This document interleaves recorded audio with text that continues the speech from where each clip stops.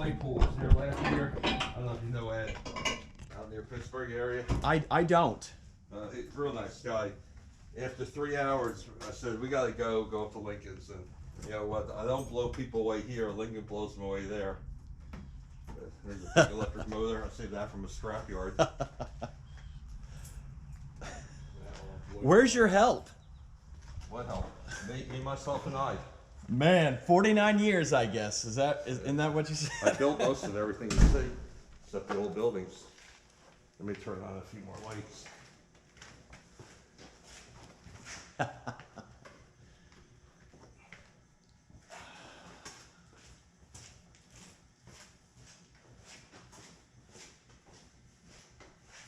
Wow.